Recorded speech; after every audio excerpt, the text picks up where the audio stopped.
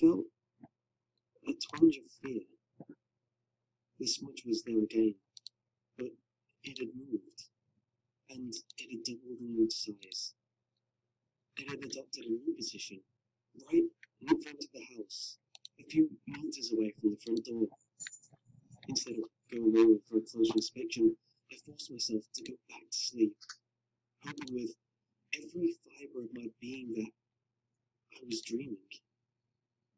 That night, I fell asleep shaking in fear. The next day was uneventful. I avoided the painting for the most part, spending time in the living room downstairs watching TV. I mentioned about the dark figure to my parents that day, and of course, they didn't believe me. "You're just dreaming, Harry, that's all," they told me. This was the last day I ever spent with my brother. That night, I had awoken at a similar time again, around 2 a.m. I can't remember exactly what time.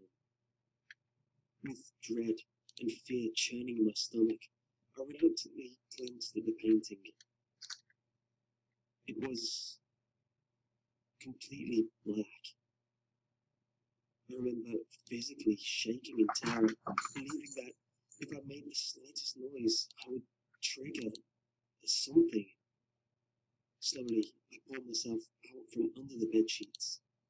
I crept over to the bedroom door and then ran over to the bathroom. The floorboards creaked as I went. I locked myself inside. I figured I'd stay here until morning, then asked my father to put the painting back in the attic the next day. There was obviously something wrong with it. I just didn't know what. What happened next will stay with me for as long as I live. After several minutes of waiting in the bathroom, I heard the floorboards creak in the hall outside. At first I thought my brother had woken up, disturbed by my footsteps running down the hall. The creaking was approaching the bathroom and stopped just outside the door. "Jamie?" I whispered. No response. I knew someone was standing right on the other side of the door. I just couldn't figure out what they were trying to do. Did they need to use the bathroom? "Mom?" I said. To this, I heard a scratching sound on the other side of the door, as if someone was dragging their fingernails across it. I backed away, terrified. After a moment, whoever it was walked away, their footsteps creaking their way towards my room. The next day, I woke in the bathtub to the sound of banging. It was my father. He was thumping the outside of the door with his fist. "Harry, Jamie, are you in there?" he snapped. I answered it softly, stiff from lying in such an uncomfortable position. Apparently, this morning, when my parents had awoken, they had found our room empty. My mum went downstairs to find us, and my dad looked around upstairs. "Is your brother in there with you?" he had asked when I opened the door. I shook my head, but he didn't believe me and pushed past, searching the room. It was only after another half hour of searching that my parents began to panic. The police were called around. Everyone was convinced someone had broken into the house and taken him in the night. The police believed I had locked myself in the bathroom to hide from the kidnapper out of fear. They questioned me relentlessly about whether I had seen his face. I couldn't answer. There was something else.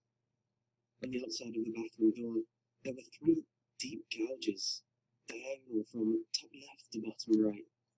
The police believe they were caused by a knife repeatedly dragging across the surface. They claim that the kidnapper had been trying to get me as well, but had thankfully given in.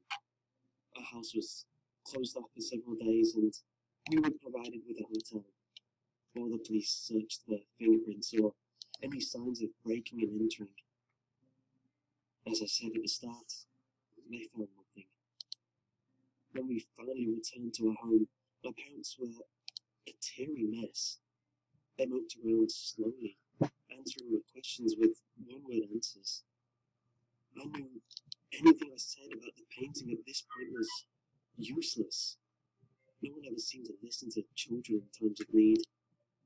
They continued to act like this for half a year. It was a horrible time. Returning to my bedroom after everything that had happened was horrible. I remember crying when I saw my brother's empty bed, his toys that were still scattered across the floor, toys he may never be able to play with again. Before I turned to leave the room, I glanced at the painting one final time and noticed something peculiar. There was no dark figure, but there was something strange in one of the house windows. Curiously, I approached and looked closer. It was a face, a little boy, and from what I could tell, he looked like the spitting image of my brother. His face was contorted into one of terror, and he had tears streaming down his face. His hands were both pressed up against the glass. Several months later, the police gave up on the search. His funeral was held on April the 12th. To this date, the saddest day of my life. After that, all we could do was get on with our lives. I showed my parents the painting, but they shouted at me and stashed it back in the attic. They thought the boy had been in the painting all along, that I was simply imagining the resemblance. I'm 38 years old now, and have a place of my own. When I eventually left my old home, I made sure to take the painting with me, for I am the only one who truly knows what happened to my brother. The dark shape I saw all those years ago was some kind of entity, something evil that intended to trap us both in the painting for an eternity. It succeeded with my brother, but I had locked myself in the bathroom, so I had been saved. I keep the painting in the attic now, in case one day I might be able to free him. I can't lose hope, like my parents did. After researching, I found out that the words on the back of the painting, Gadal Aben Ehun, had been a warning. It translates to English as leave alone.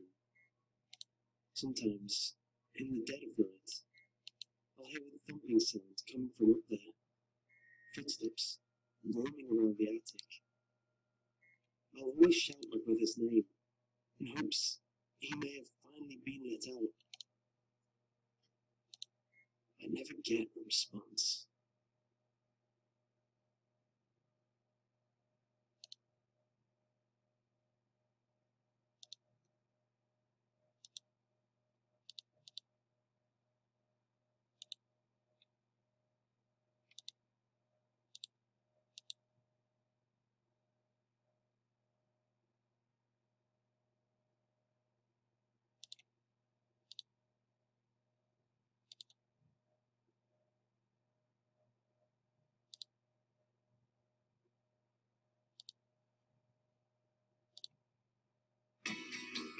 Every day is a mix of food, drinks, and physical activities.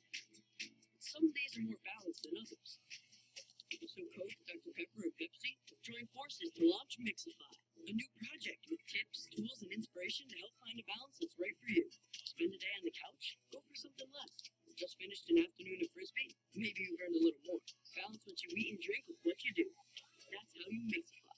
Balance your mix at mymixify.com and share it with #mymixify. These sounds I've become accustomed to. I didn't used to belong here.